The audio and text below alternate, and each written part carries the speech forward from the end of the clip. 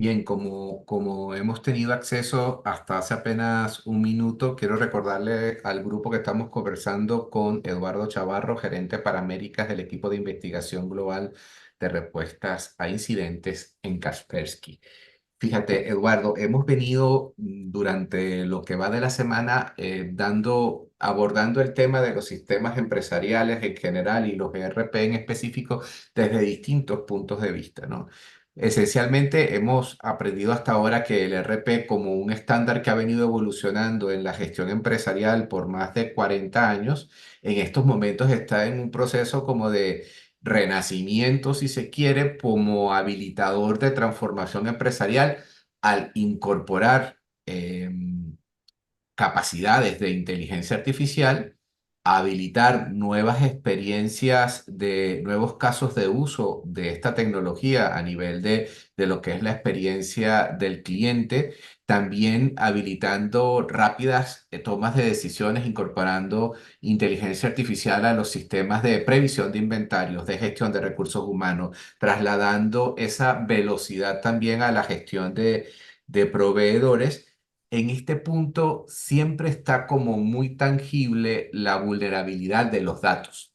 Bien, porque toda esta infraestructura o nuevo despliegue de ecosistemas dependen de la calidad de la información para que operativamente la inteligencia artificial, por ejemplo, sea eficiente, pero por otro lado, porque como tú bien dices, el perímetro de la organización se ha expandido, se ha fragmentado, se ha pulverizado en los usuarios.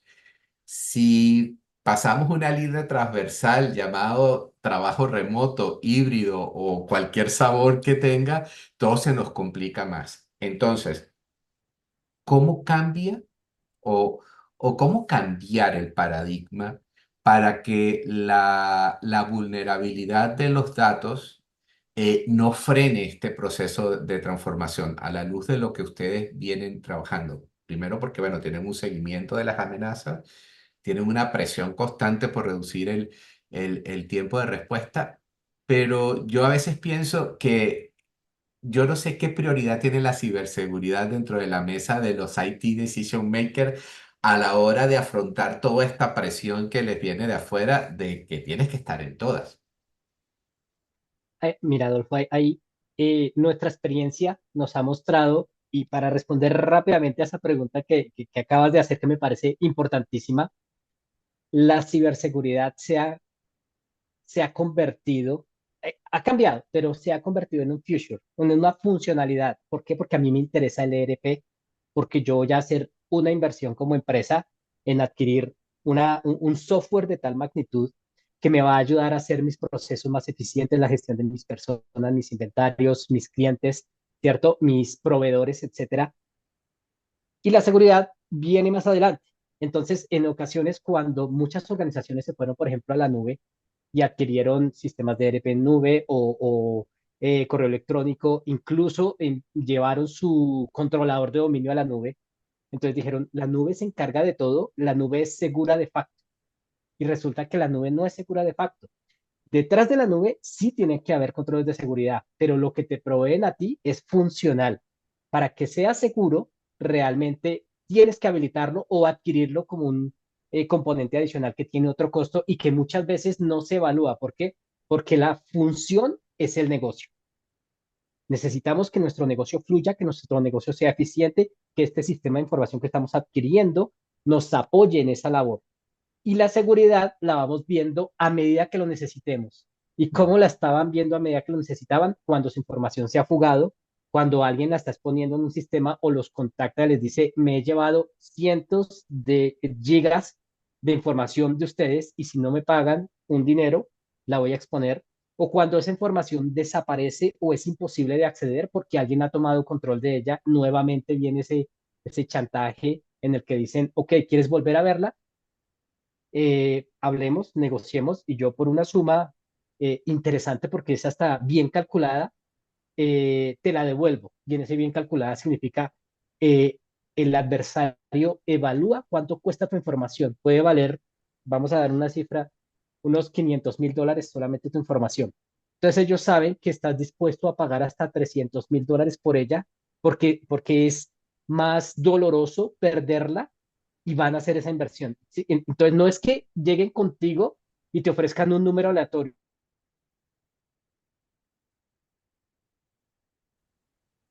Correcto.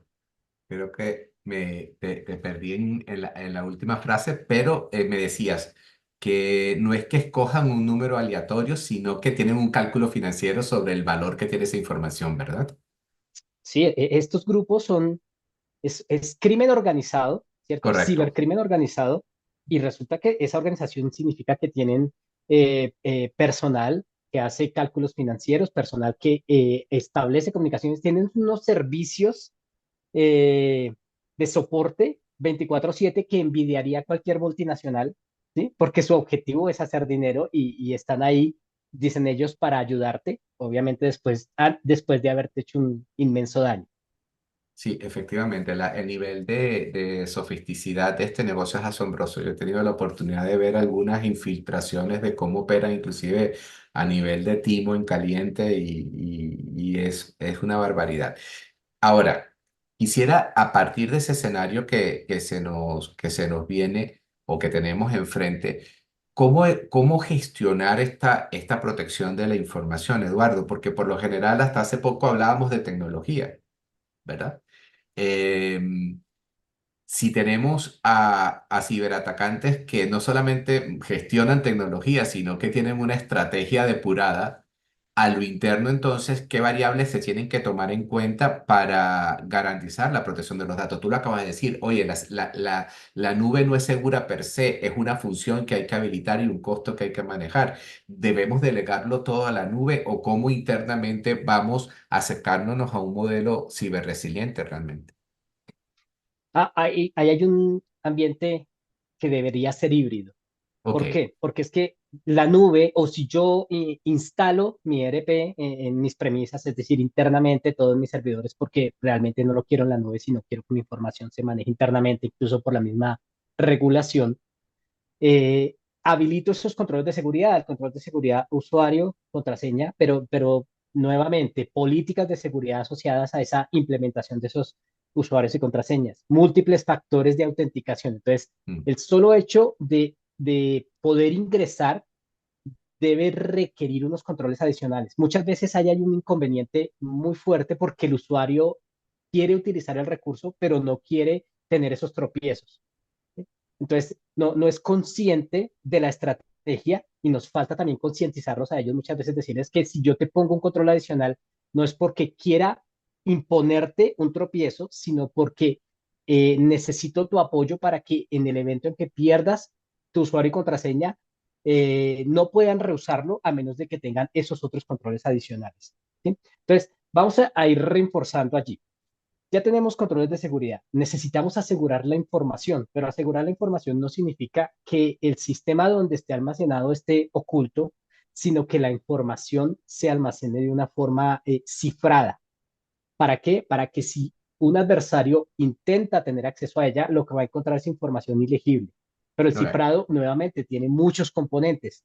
Debo cifrar en almacenamiento, debo cifrar en tránsito, porque también pueden intervenir la comunicación y ver toda la información en texto claro. ¿Sí? Entonces, hay muchas cosas allí. Pero también decía que es un modelo híbrido porque aunque el proveedor me entrega mi controles de seguridad y me dice, mira, la autenticación va a ser fuerte, te voy a habilitar controles de cifrado para tus datos en tránsito, en almacenamiento, en presentación, en ejecución, te voy a entregar también un esquema de monitoreo en el que tú vas a ver cómo funcionan tus usuarios, cómo acceden tus usuarios a tu información, a qué hora se accede más, a qué hora se accede menos, desde dónde accedes y todo, pero como proveedor yo no puedo saber cuándo es malo y cuándo es bueno. ¿Por qué? Porque el que conoce la industria eres tú. Entonces, te entregan unos esquemas en los que eh, tú identificas los patrones de acceso, ¿cierto? De tus Mm, usuarios autorizados y vas a ver picos extraños y entonces ahí es necesario un trabajo interno, ¿cierto? O un trabajo puede ser delegado a un tercero en el que entienda que el usuario Eduardo, que nunca accede en fin de semana, pero hoy entró sobre la madrugada en fin de semana, esto es una actividad que es anómala. Debemos validar. Puede que Eduardo sí tenga un trabajo pendiente en la madrugada, pero lo mejor es empezar a validar generar bloqueos, ¿sí? Y mira que ahí estamos hablando de comportamiento, ¿sí? Y el comportamiento, aunque la misma IA que ahora está embebida, está integrada con Sí. el ERP para ayudar a tomar mejores decisiones, también me puede ayudar a mí a determinar cuándo esa actividad es anómala. ¿Sí? Necesito un elemento de acción, alguien que diga definitivamente Eduardo no está trabajando hoy, esto es una situación anómala y vamos a investigar inmediatamente. Entonces, mira que no es solamente adquirir ese control de seguridad, sino también integrarlo con la estrategia, porque yo necesito entender mi negocio para saber cuándo hay desviaciones, ¿cierto? Cuando hay una situación anómala, una anomalía, que la anomalía puede ser algo que debería pasar y no pasó, o algo que no debería pasar y pasó. Entonces, también hay elementos de decisión. Podemos tener toda la inteligencia artificial del mundo, pero el factor humano también es muy relevante allí y sobre todo para interpretar y tomar acción. Correcto. Ese es un punto que justo estaba por preguntarte. Este elemento validador tiene que ser efectivamente una mente humana dispuesta a tomar esas decisiones, porque en muchas ocasiones, o más recientemente, se plantean agentes de inteligencia artificial que prometen de alguna manera como hacer esos filtrados. ¿Eso es confiable? Es, es confiable, pero recuerda que la inteligencia artificial es entrenada, ¿cierto? Ok. Yo para entrenarla le tengo que dar material, le tengo que dar muchísima información y ella a partir de eso hace una evaluación y empieza a describir patrones y a describir sentencias sobre las cuales va a definir efectivamente es malicioso, no es malicioso o requiere investigación, porque ya dejamos de ser binarios hace tiempo, ¿no? Ya no es bueno o malo, no. Bueno o malo, medianamente malo, requiere investigar y estos códigos de colores. Entonces, tenemos que actuar sobre eso. Pero el validador principal siempre va a ser el factor humano, realmente. Y Ok. un factor humano que entienda el negocio. No sé si me permites darte un ejemplo de un caso que tuvimos hace Ujú. un equipo SOC, ¿sí? Equipo de Security Operations Center en Kaspersky, y una organización que estábamos protegiendo en Latinoamérica presentó una situación anómala. Anómala significaba que un viernes muy en la noche, una máquina nunca antes vista se conectó a la red y se sincronizó con el controlador de dominio. Mira lo que está pasando allí. No es malo en sí, pero las condiciones específicas, viernes muy en la noche, equipo nunca antes conocido, que hizo el SOC, contactó rápidamente a la organización. Desafortunadamente no había quien atendiera, entonces nos buscó a nosotros inmediatamente y nos dijo, hay que verlo inmediatamente, porque esto puede ser legítimo como puede ser un atacante que Ilegítimo. ya tuvo acceso. El fin de semana buscamos a esta organización, le dijimos, por favor, revisémoslo, y ellos empezaron a validar su información, su telemetría, sus datos, y dijeron, sí, aquí lo vemos también, pero no sabemos qué es. Entonces dijimos, bueno, vamos a actuar rápidamente, vamos a aislar esa máquina, pero vamos a hacerle un trazado. Lleguemos hasta allá. Ustedes conocen su negocio, díganme en ese switch, esa IP, ¿a quién pertenece? Claro, generamos ese miedo, esa angustia en ellos, pero realmente no podíamos quedarnos de brazos cruzados. Claro. Y después de un par de horas nos contactaron y nos dijeron sí, sí había una situación legítima, un vicepresidente tenía un equipo nuevo y necesitaba que toda su información del equipo viejo pasara rápidamente, lo más rápido posible a su nueva máquina. Y lo hicieron en la noche porque hasta la noche llegó el vicepresidente, ¿vale? Correcto. Pero se aprendió muchísimo porque la misma compañía decía, esto puede pasar, pero necesitamos generar algunos etiquetas, algunos mensajes para que los equipos de seguridad interpreten rápidamente cuándo esto sí es propio y cuándo definitivamente no y requiere atención. Entonces, el aprendizaje finalmente fue fantástico para todos. Correcto. Y bueno, y como decimos en Venezuela, es mejor pedir perdón a pedir permiso, ¿no? Muchas veces. Así es. Oye, a nivel de lo que es justamente la adquisición de una solución de este tipo, porque bueno, lo estás mencionando tú, un Security Operations Center es un servicio altamente calificado y que va asociado pienso yo, y corrígeme por favor, a cuentas importantes, pero en América Latina tenemos una plataforma de medianas y pequeñas empresas que son muy vulnerables al tema de la ciberseguridad y no sé si esto a nivel de costos escala demasiado. ¿Tengo un prejuicio o efectivamente la sofisticidad cuesta? Bueno, es un recurso que tiene, en Kaspersky hay una definición que es el Human Machine, ¿cierto? Ok. Entonces esa integración entre humano y máquina y obviamente el factor humano tiene un costo adicional. Los costos no son tan altos, el problema es que hay que hacer una evaluación, Mm, una validación. ¿Por qué? Porque yo soy una mediana, o una pequeña o mediana empresa, tengo 100 sistemas y quiero proteger 100 sistemas. Realmente no funciona así. Si vas a hacer una inversión de ese calibre, tienes que proteger tus joyas de la corona, claro. ¿cierto? Entonces, tomando el tema del ERP, este debería ser un entorno que debe estar protegido. ¿Sí? Obviamente, si se puede hacer inversión para proteger uno a uno los sistemas individuales, los desktops, los laptops, en fin, adelante. Pero siempre hay que ir por lo que realmente es crítico, por lo que si llega a ser impactado realmente va a causar un daño y va a afectar a las organizaciones. Entonces, puede ser costoso, pero realmente lo que hay que hacer es una evaluación certera de qué quiero proteger. Cuando esa evaluación realmente es apropiada, los costos realmente se equilibran y es un trabajo que tiene, pues, digamos, mayores beneficios para todos. Correcto, cuando tú definimos el RP como eso, la joya de la corona y el core de la operación, el modelo de protección de la data cambia a lo que, por ejemplo, puede tener un CEO habitualmente en su mente, ya no pensemos en tema de usuario, pero pasa la protección de la data a incorporarse a la operación del sistema, me imagino. Y tecnológicamente, ¿qué cambia? O sea, ¿cuál es la diferencia allí entre garantizar la protección o sea, o la validación de un usuario, un punto de acceso, el IP del dispositivo y todas estas cosas a las cuales nos podemos sentir más familiarizados a cuando se protege el RP que tiene a toda la organización pidiéndole recursos? Bueno, respecto al RP hay varias cosas, pero en definitiva es, es un resumen de lo que siempre hablamos de proteger elementos críticos en la infraestructura, ¿cierto? Entonces, yo no habilito eh, a la generalidad de usuarios para que accedan a todo el contenido del ERP, ¿sí? Ok, Hay elementos de autorización, entonces hay usuarios que llegan a específicos módulos de inventario, hay otros usuarios que llegan a los de contabilidad, otros que llegan... No puede haber usuarios que lleguen a todo, ¿sí? Ni siquiera los administradores, porque es que un administrador tiene la gestión de la plataforma, pero no tiene por qué llegar a la información. Cuando yo voy agregando privilegios, esos usuarios que tienen mayores privilegios deben tener mayor control, mayor visibilidad, ¿sí? Entonces, ahí es cuando yo empiezo a hacer una auditoría de la actividad y empiezo a entender, porque yo ya evalúo de mis usuarios, tengo un inventario de correcto. ellos, sé que hay unos que solamente entran a lo mínimo, sé que hay otros que son mucho más macro. ¿Mm? No puedo decir que porque los niveles gerenciales de la organización deben tener toda la información, ellos deberían tener acceso a todo. Eso es mentira.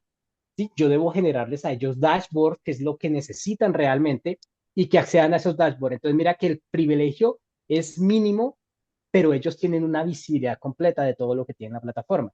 ¿No? Entonces, está todo este tema de aseguramiento y adicionalmente hay los esquemas de operación y los esquemas de gestión, ¿cierto? El esquema de gestión es el administrador. Quien entra a administrar una plataforma como un ERP debe venir desde un sitio supremamente controlado.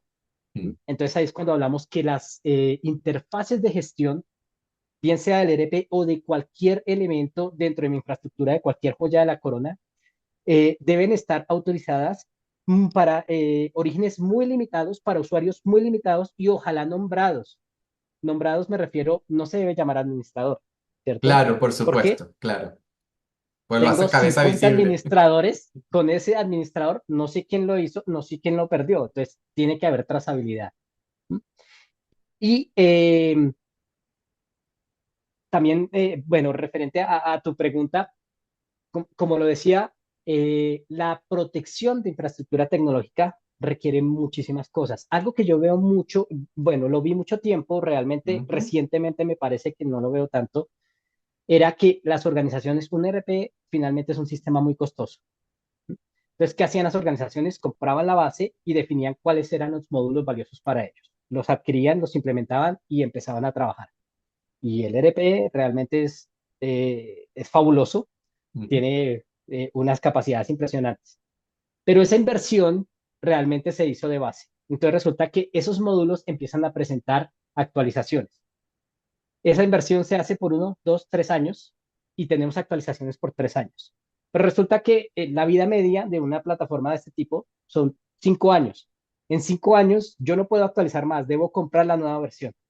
Entonces, ¿qué hacían las organizaciones? Seguían con la anterior como estaba porque era funcional para ellos, pero mira que si decíamos que el principal punto de entrada a las organizaciones son las vulnerabilidades de sus sistemas de información, pues nos quedamos con una plataforma que servía, que hacía las maravillas de negocio, pero que su seguridad se empezaba a ver mucho más laxa con el tiempo porque empezaba a presentar más debilidades.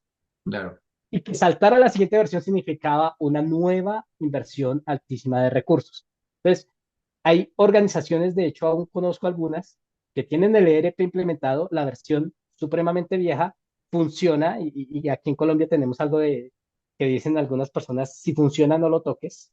Entonces lo dejan como nació y a estas alturas de la vida tiene de vulnerabilidades por lo menos de 6 años cargadas sobre ellas. En algún momento alguien va a encontrar cómo llegar hasta allá, a explotar esa vulnerabilidad y a afectar completamente un negocio que está sustentado en esta plataforma.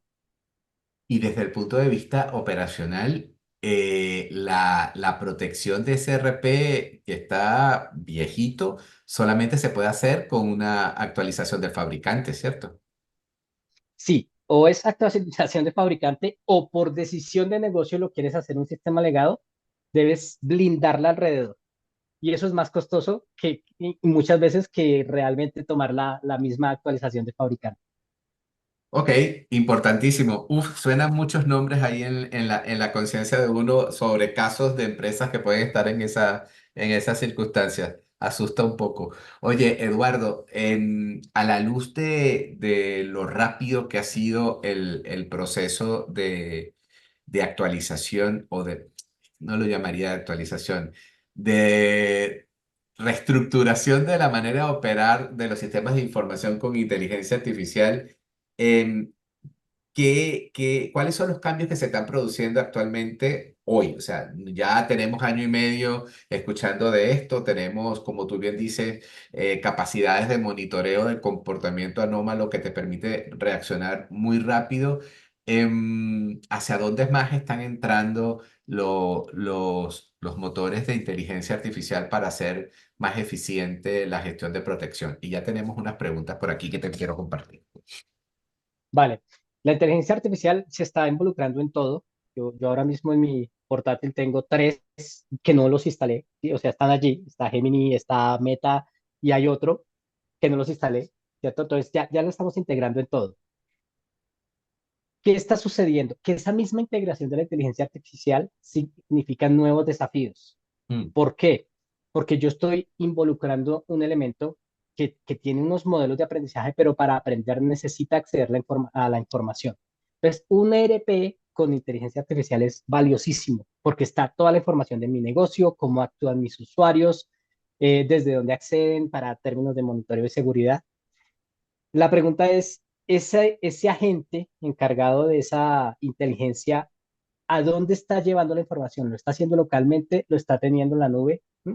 Entonces, porque ahora estamos hablando de que todo esto que estamos integrando, estos módulos, LLMs y todas estas tecnologías de inteligencia artificial, se me están llevando la información porque me enfoqué en proteger mi información, en tener cumplimiento regulatorio, en fin, en garantizar que solamente mis activos iban a manejar la información, pero ahora hay un módulo que viene la consulta, la masea, la trabaja y me da unos resultados brillantes, pero ¿en dónde la está maseando? ¿A dónde se la está Ujú, llevando? ¿Sí? ujú.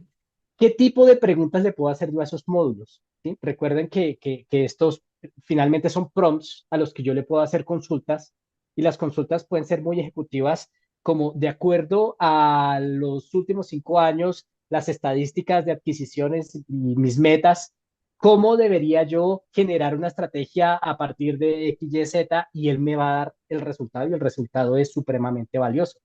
Pero Entonces, ofrendaste ayuda, toda tu data, ¿no? ¿cierto? Vale. Pero ¿qué tal si yo cambio la pregunta? y el prompt que está hecho para responder me entrega otros datos. Ahora, ¿qué tal que la pregunta la pueda hacer alguien que tiene el menor privilegio, pero que sepa consultarle al prompt para que le devuelva todos los datos necesarios? ¿Sí? Porque también se les puede hacer trampa. Entonces, hay que tener mucho cuidado con eso. ¿Sí? El solo hecho de integrar significa que yo debo evaluar y que mi proveedor me debe dar unas garantías y me debe dar toda la información alrededor de ese nuevo componente, porque algo que yo había trabajado durante varios años en proteger respecto a mi información y en dar garantías, ahora hay un componente adicional que viene, lo consume y puede que lo esté trasladando a algún sitio externo que ya empieza a complicarme a mí todo el trabajo que llevaba haciendo. Esa alerta que haces, Eduardo, es válida inclusive para los dispositivos, para los endpoints que están entrando al mercado supuestamente habilitados con inteligencia artificial, porque te generan feedback de tu propia operación. Sí, claro que sí. Eh, la información se la estás. Mira, para tener un LLM propio, justo local, necesitas bastante procesamiento y Claro, bastante almacenamiento. claro. No está funcionando así. En algún lado está. Pero sí, el componente de inteligencia se puede agregar localmente, o sea, te puede dar garantías, se podría decir, todo va a pasar localmente.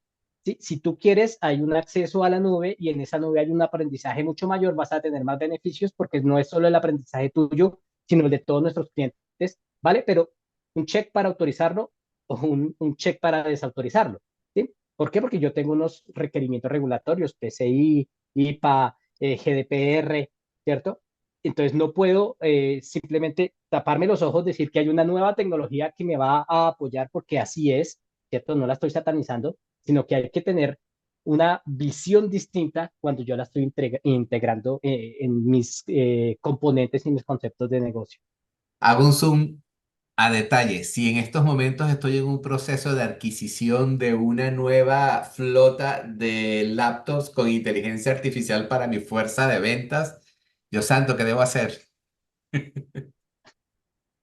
Sí, sí, es cierto, es cierto. O sea, dónde está esa información? ¿Qué se están Ya. llevando? ¿Cómo se lo están llevando? Mira que uno de los ejemplos más interesantes es, ve a ChatGPT y pregúntale, pero dile, si yo fuera, ¿sí? un abogado y este abogado estuviera trabajando un caso en el que hay una persona implicada, llamémoslo el señor X, ¿cierto? En un caso de XYZ, entonces tengo que ponerle información falsa, porque si se la entrego completa, pues él me va a dar un resultado, pero esa información Claro, se va y se convierte en un feed insumo. para alimentar las respuestas de otros. Puede que alguien después le responda con los detalles de tu caso. Vale, yo he estado viendo justo hace unos días una startup que inclusive te permite como incorporar un filtro dentro del chat, en el diálogo de ChatGPT y te alerta, ¿no? Cuando te dice, oye, estás soltando una información que puede ser crítica, que se la dejes saber al chat. O sea, fue una prueba modelo que me pareció súper interesante. Hombre, más por qué preocuparse, como si fuera poco, ¿no? Vamos a abrir espacio para las preguntas porque tenemos una inquietud de Hugo Ojeda que nos dice, en un servicio SaaS, la seguridad es parte del servicio y la seguridad se concentra solo en el acceso con multifactor, o sea, con MFA, o hay otros elementos que se deben tomar en cuenta. Sí, el multifactor para autenticación es importantísimo. Sí, o sea, Ujú.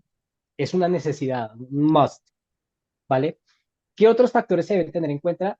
Estás hablando de el SaaS, Security as a Service, Sí, pero el SaaS realmente, como lo mencionaba ahorita por el tema de nuestro SOC, no cubre todo. Para que cubra todo es muy costoso. ¿Sí? Entonces lo que debes tener presente es qué te está ofreciendo y qué va a proteger. ¿Sí? Algo que me ha sucedido con clientes a los que les he hecho investigaciones es que me dicen, nosotros teníamos múltiple factor de autenticación, nosotros teníamos monitoreo de seguridad en la nube, o sea, todo eso lo pagamos. Yo, ok, entremos y déjamelo ver, porque si lo tienes, este caso se resuelve solo. Y resulta que lo adquirieron y nunca lo prendieron. ¿Sí? O el múltiple factor lo adquirieron y dijeron, se lo vamos a poner solamente a los usuarios críticos. Y su definición de usuario crítico era usuarios administradores. Y resulta que los ataques se produjeron porque llegaron a los usuarios que hacen transferencias de dinero que hacen compras y adquisiciones. ¿Por qué? Porque los engañaron y les hicieron mover el dinero a otro sitio. Entonces, mira que esa evaluación de criticidad tiene que tomar otro enfoque. Estamos hablando de tecnología, pero quienes usan las tecnologías, perdón, pertenecen a muchas áreas y hay áreas incluso más críticas que las mismas de seguridad en sistemas. A estos usuarios de las áreas de tecnología hay que prepararlos también, porque nuevamente hacemos campañas de concientización, ¿sí? Y decimos, no, secretarias, el personal de contabilidad, tenemos que prepararlos, enseñarles de phishing. ¿Por qué? Porque asumimos que los equipos de tecnología ya están preparados para esto. El año anterior tuve cerca del 70% de los incidentes, demostramos que los usuarios administradores de tecnología habían perdido sus credenciales por hacer mal manejo de sus recursos informáticos. Ni siquiera eran personas externas a tecnología, eran ellos quienes habían cometido los errores básicos sobre los que siempre trabajamos y que perdieron sus contraseñas y le dieron acceso a un adversario a la infraestructura. Correcto. Otra pregunta, Eduardo, y gracias, que está interesantísimo porque te quiero contar algo que he visto y ver un poco cómo el uso de la inteligencia artificial por parte de los ciberdelincuentes es súper creativo. Nos comentan cómo gestionar o cómo la tecnología para la protección de los datos puede ayudar a gestionar el tema del deepfake y no es más allá del tema de la falsificación de imagen o que pongamos a Donald Trump a cantar ópera, sino que, por ejemplo, yo estoy basado en España y en español cuando levanta el teléfono, en vez de decir aló, como decimos en América Latina, dice sí. Y dice sí en una entonación que es la misma con la cual aprueba transacciones bancarias. Y se han estructurado un sistema de llamadas de alguna manera de timos telefónicos donde van grabando secuencias que le permite al ciberdelincuente en una llamada formalmente más o menos legal acabar con la cuenta de bancaria de un usuario, ¿no? Este hecho, que es usar la inteligencia artificial para construir este fake, em, ¿se está controlando? ¿Existe cómo? Es difícil porque si esta pregunta me la hubieras hecho hace 2 años, yo te decía, se nota, los ojos no se mueven bien, los labios no se mueven apropiadamente, se nota el cambio de la textura en la piel, pero hoy en día está el trabajo de la misma inteligencia ha hecho que se produzcan unos deepfakes que realmente son impresionantes, que no hay una forma visual, sí, desde el punto de vista humano, en la que yo pueda confirmar o garantizar que es legítimo. Y estamos hablando de tecnología contra tecnología. Sí, Necesitamos un factor tecnológico que sea capaz de validar esa información y realmente es muy difícil. Es muy difícil porque cuando habilitamos esos mecanismos de autenticación basados en voz, basados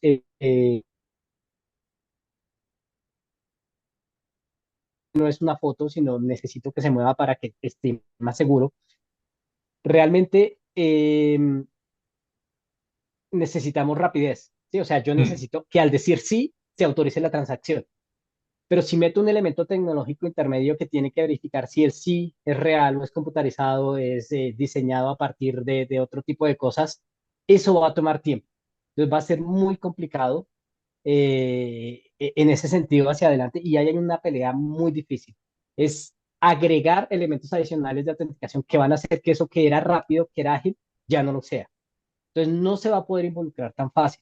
¿Qué se va a necesitar? Habilitar nuevos elementos de autenticación. Hablábamos de segundo factor de autenticación y ahora hablamos de múltiples factores de autenticación. Entonces la voz, pero adicionalmente algo que le dé garantías al proceso de autenticación para seguir adelante. Entonces decíamos el video y mira que vamos, cada vez que sale un elemento adicional, hay una técnica o hay una idea adicional para afectarlo y para contrarrestarlo, para hacerle, darle la vuelta. Es sí. muy complicado en ese sentido decir que va a haber una técnica o un elemento específico que sea capaz de detectar, porque te puedo decir que si sale hoy, en un par de días ya han desarrollado la estructura completa que va a ser capaz de evadirlo. Sí, definitivamente creo que justo cuando comenzamos las jornadas que tuvimos la oportunidad de conversar con tu colega Fabio Solini, creo que fue el que me mostró inclusive cómo se vulneraba una interfaz de reconocimiento facial en vivo, ¿no? Entonces ya de por sí era asombroso. Y ahí me quedo con la última pregunta. ¿Cuál es el mayor desafío de autenticación en estos momentos? Porque la biometría sola no sirve, la clave tampoco. Entonces, claro, al momento en que los proveedores de tecnología hablan del abanico de opciones que hay, tú lo acabas de mencionar muy bien, los ciberdelincuentes ya van como que medio paso adelante buscando cómo utilizarlos a su favor. Si tú pudieses dar un consejo de cautela y de apuesta segura en ese eslabón de la identificación, ¿cuál crees tú que sería el mejor paradigma hoy? En media hora quizás no lo sea, pero hoy Mira, el múltiple factor de autenticación es una necesidad. O sea, yo no me sí. puedo basar en usuario y contraseña. Voy a Ujú, perder el acceso. ujú. Y ese múltiple factor, evalúalo correctamente, ¿cierto? Si tu recurso de software ERP dice, mira, solamente con la voz te voy a permitir autenticar, ¿vale? Que ese va a ser el siguiente factor de autenticación. Evalúalo a ver qué tan fácil es que tus usuarios sean suplantados. No solamente con alguien que emite su voz, sino una grabación o algo así. Entonces, el hecho de que hayan funcionalidades adicionales no significa que sean las mejores para mí. Puede que solamente el código de autenticación, esa OTP que me llega al celular, sea mucho mejor que una tan funcional como una llamada, porque ya sabemos que es más fácil de suplantar la voz de las personas, porque la voz ahora se consigue en cualquier lugar. Sí, Así nosotros, digamos, yo no soy una persona de redes sociales, te aseguro que la foto de esas personas que no son de redes sociales ya está moviéndose por el mundo porque alguien que está atrás la tomó o porque en un lugar donde estuvo le tomaron fotografías, etcétera, ¿vale? Ese factor es importante, pero es muy importante también el monitoreo, que mis usuarios empiecen a tomar comportamientos que no son usuales, trabajar en la madrugada, los fines de semana o estar de vacaciones y autenticarse. Esos dos componentes juntos deberían ayudarme a decir, ok, él tiene controles de autenticación, pero está haciendo cosas que no se ajustan a su comportamiento tradicional. Hay que tomar medidas inmediatamente. Esa es la mejor forma de responder a ese tipo de ataques dirigidos a la autenticación de los usuarios. excelente. Bueno, se nos volaron los minutos, la verdad. Te agradezco mucho, Eduardo Chavarro, gerente para Américas del equipo de investigación global de respuesta a incidentes de Kaspersky. Siempre es muy grato hablar con quienes están en la primera línea de seguimiento y atención a los ciberataques. Te agradezco muchísimo por este tiempo, Eduardo. Y bueno, no sé si quieres compartir algún mensaje de cierre. Claro que sí. Primero que todo, agradecerte a ti, Adolfo, y al equipo de CIO por esta invitación. Eh, los controles de seguridad, como decía, no son suficientes. Nos estamos enfrentando a adversarios que saben suplantar a mis usuarios, saben actuar como ellos. ¿M? Entonces, tenemos que establecer estrategias adicionales de monitoreo. La gestión de la actividad de los usuarios es un componente clave tanto en infraestructuras críticas como en estos sistemas ERP y digamos que todas esas plataformas adicionales. Que yo conozca mi negocio y vea cómo mis usuarios empiezan a actuar de forma inapropiada, eso va a ser mucho más efectivo en ocasiones que habilitar tantos controles de seguridad que realmente no van a ser capaces de detectar eso.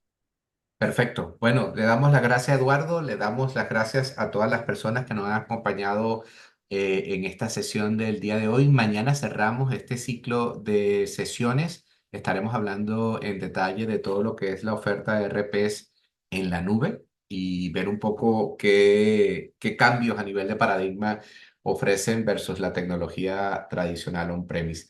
Eduardo, que tengas un excelente día y nuevamente muchas gracias por estar con nosotros. Muchas gracias a todos y un Hasta feliz día. luego. Hasta luego. Hasta mañana.